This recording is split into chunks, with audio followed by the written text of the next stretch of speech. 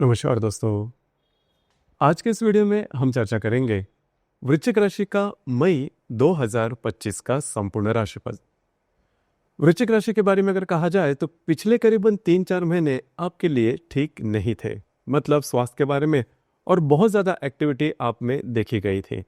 और इस महीने में दूसरी सबसे महत्वपूर्ण बात, जो गुरु आपके सप्तम भाव में भ्रमण कर रहा है वह राशि परिवर्तन करने जा रहा है आपके अष्टम भाव में दिनांक 15 मई को। उसी प्रकार राहु और केतु जो कि आपके पंचम और लाभ भाव में भ्रमण कर रहे थे पिछले करीबन 1.5 साल से, वे भी करीबन 19 मई के बाद आपके चतुर्थ और दशम भाव में भ्रमण करने जा रहे हैं।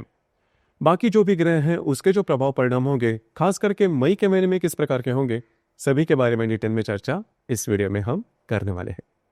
तो सबसे पहले हम चर्चा करेंगे कि आपका जो स्वास्थ्य है मानसिक या फिर शारीरिक वह किस प्रकार का होगा। जैसे कि आपके राशि का स्वामी मंगल जो कि आपका षष्ठेश भी है, आपके भाग्य भाव में भ्रमण कर रहा है। उसी प्रकार आपके राशि का जो अष्टमेश है बुध जो कि आपके पंचम, षष्ठ और आपके सप्तम भाव में भ्रमण करेगा। कुल मिला के देखा जाए या फिर मोटे तौर पर अगर देखा जाए तो यह जो महीना है वो आपके लिए काफ़ी ज़्यादा शुभ फलदायी साबित होगा। खास करके इस महीने में आपका घूमना फिरना ज़्यादा हो सकता है। बहुत मायने में आप एक्टिव नजर आओगे। जो काम आप हाथ में लोगे वो पूरे होते हुए भी नजर आएंगे। उसी प्रकार आपके सामने कई ऐसे अच्छे अपॉर्चुनिटी वगैरह आ सकती है जिसकी वजह से आपकी जीवन की दिशा ही बदल जाए। तो इस महीने की करीबन 15-20 तारीख का जो समय है वो आपके लिए काफ़ी ज़्यादा शुभ फलदायी साबित होगा। बहुत ज़्यादा एक्टिव नजर आओगे और भाग्य का पूरा साथ आपको मिलता हुआ नजर आएगा। आपके घर के जो लोग हैं उनके साथ कहीं बाहर घूमना फिरना हो सकता है या फिर पवित्र या फिर धार्मिक स्थल पर आप जा सकते हो। कुछ अच्छी बातें आपके जीवन में इस महीने में होने की संभावना बहुत ही अच्छी बन रही है।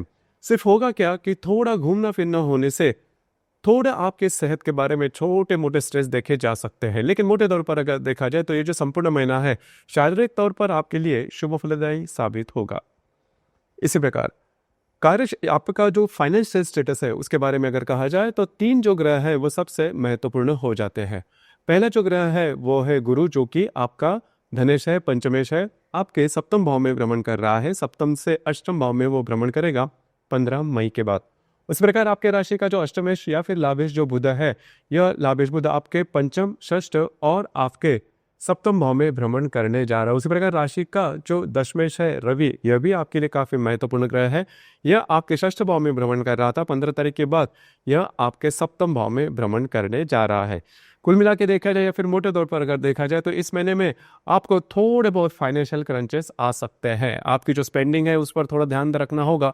उसी प्रकार अगर आप शेयर मार्केट में ट्रेड करते हो तो बड़े ट्रेड करने से पहले थोड़ा सा ध्यान दीजिए। सबसे महत्वपूर्ण बात, जो भी आपको ट्रेड करने हैं वो करीबन इस महीने के 15-18 तारीख के पहले करो तो वो आपके लिए अच्छे होंगे, क्योंकि बाद में जाके जो गुरु आपके सप्तम भाव में भ्रमण कर रहा है वो आपके अष्टम भाव में भ्रमण करेगा। हालांकि इसके बहुत जल्दी परिणाम आपको नहीं मिलेंगे, लेकिन आपको थोड़ा सा चौकन्ना रहना होगा, क्योंकि अष्टम भाव में भ्रमण कर रहा जो गुरु है वो अशुभ फलदायी माना जाता है।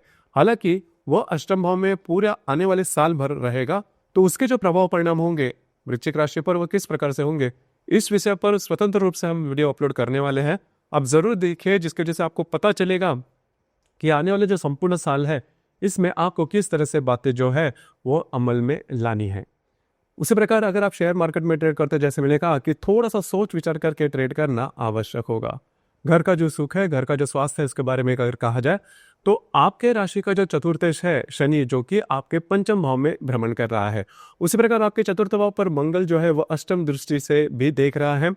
और सबसे महत्वपूर्ण बात, पिछले करीबन 1.5 साल से भ्रमण कर रहा जो राहु आपके पंचम भाव में था वो अब जाके 19 मई के बाद आपके चतुर्थ भाव में भ्रमण करने जा रहा है। तो यहाँ पर 2-3 बातें हैं जिस पर थोड़ा सा ध्यान देना आवश्यक है। आपके घर के जो बड़े बुजुर्ग रहेंगे उनके स्वास्थ्य के बारे में थोड़ा ध्यान देना होगा। उनकी स्वास्थ्य की जो समस्या है वो सामने आ सकती है। बाकी अगर देखा जाए तो घर के जो लोग हैं उनके साथ आपकी जो रिलेशनशिप है वो काफ़ी अच्छी देखी जाएगी, जो हार्मनी है वो भी काफ़ी अच्छी देखी जाएगी। अब हम चर्चा करेंगे आपका जो लव लाइफ है वह किस प्रकार का होगा। देखिए, आपके पंचम भाव में बहुत सारे जो ग्रह है वो भ्रमण कर रहे हैं, जैसे कि शनि है, राहु, नेपच्यून, उसी प्रकार बुध, शुक्र, ये जो सभी ग्रह है ये आपके पंचम भाव में भ्रमण करने जा रहे हैं। अब यहाँ पर दो तीन बातें हैं। जो बुध है वो आपके षष्ठ भाव में भ्रमण करेगा, और आपके पंचम भाव में भ्रमण कर रहा जो राहु है वो 19 तारीख के बाद आपके चतुर्थ भाव में भ्रमण करेगा। अगर आप किसी के रिलेशनशिप में हैं तो वहां पर छोटी मोटी बातों को लेकर तकरार हो सकती है। सबसे महत्वपूर्ण बात, अगर आप जिनके भी रिलेशनशिप में होंगे उनके स्वास्थ्य से रिलेटेड जो बातें हैं वो थोड़ी सी कॉम्प्लिकेटेड हो सकती है। मिसअंडरस्टैंडिंग वगैरह भी आप दोनों में होने की संभावना थोड़ी ज्यादा बनती है। इसी प्रकार जो गर्भवती महिला है उन्होंने खास करके इस महीने में खुद के स्वास्थ्य के बारे में थोड़ा ध्यान देना होगा। स्वास्थ्य की छोटी मोटी समस्या सामने आ सकती है, लेकिन जो विद्यार्थी वर्ग है उनके लिए जो संपूर्ण महीना है वह नॉर्मल रहेगा। कोई किसी बड़ी दिक्कतों का सामना आपको करना नहीं पड़ेगा। अब हम चर्चा करेंगे वैवाहिक जीवन के मामले में कि वैवाहिक जीवन आपका किस प्रकार का होगा। तो यहाँ पर सबसे पहली और महत्वपूर्ण जो बात है वो आपके सप्तम भाव में भ्रमण कर रहा जो गुरु है वो करीबन 15 तारीख के बाद आपके अष्टम भाव में भ्रमण करेगा। उसी प्रकार आपके सप्तम भाव में जो रवि है वो भी करीबन 15 तारीख के बाद आएगा, और बुध जो है वो 24 तारीख को आने वाला है। तो खास करके 15-16 तारीख के बाद का जो समय है उसमें आपके जो वैवाहिक जोड़ीदार है वो आप पर थोड़ा सा हावी हो सकते हैं। उसी प्रकार अगर आप पार्टनरशिप के बिजनेस में हैं तो वहां पर भी जो बातें हैं वो थोड़ी अलग हो सकती है। आपको थोड़ा सा फ्लेक्सिबल रहना होगा, क्योंकि जैसा आप चाहते हो उस प्रकार से बातें होने की संभावना थोड़ी कम दिखाई दे रही है। आपकी जो वैवाहिक जोड़ीदार है उनके स्वास्थ्य के बारे में भी छोटी मोटी परेशानियां देखी जा सकती है। कार्य क्षेत्र के बारे में अगर कहा जाए तो आपके राशि का जो कर्मेश है रवि, जो कि आपके षष्ठ भाव में भ्रमण कर रहा है, 15 तारीख के बाद ये आपके सप्तम भाव में भ्रमण करेगा। तो कार्य क्षेत्र के बारे में कोई किसी बड़ी दिक्कतों का सामना आपको करना नहीं पड़ेगा। जहां पर काम करते हो, नौकरी करते हो या फिर व्यवसाय करते हो, वहां पर के जो लोग होंगे उनके साथ आपकी जो इंटरेक्शन है वो काफी अच्छी देखी जाएगी। बॉटम लाइन इस महीने की यही है जो कि सबसे महत्वपूर्ण है कि आपके राशि का जो स्वामी है मंगल, जो कि आपके भाग्य भाव में भ्रमण कर रहा है, वो आपके लिए बहुत अच्छा है। बहुत सारी मेहनत आपसे करवाएगा, बहुत सारा घूमना फिरना हो सकता है, लेकिन आपका जो काम है वो बनता हुआ नजर आएगा। उसी प्रकार भाग्य का जो साथ है वो भी आपके लिए काफी महत्वपूर्ण होगा। अब हम चर्चा करेंगे ग्रह योग, उसके जो प्रभाव परिणाम होंगे वो किस प्रकार के होंगे। जैसे कि दिनांक 2 तारीख को शुक्र और नेपच्यून की युति आपके पंचम भाव में होने जा रही है। तो अगर आप किसी के रिलेशनशिप में हैं वहां पर थोड़ा मिसअंडरस्टैंडिंग वगैरह हो सकती है। जो गर्भवती महिला है उन्होंने भी खुद के स्वास्थ्य के बारे में थोड़ा ध्यान देना आवश्यक होगा। इसी प्रकार दिनांक 17 तारीख को रवि और हर्षल की युति आपके सप्तम भाव में होने जा रहे। अब ये जो युति है थोड़ा सा प्रॉब्लम कर सकती है आपके वैवाहिक जीवन के मामले में।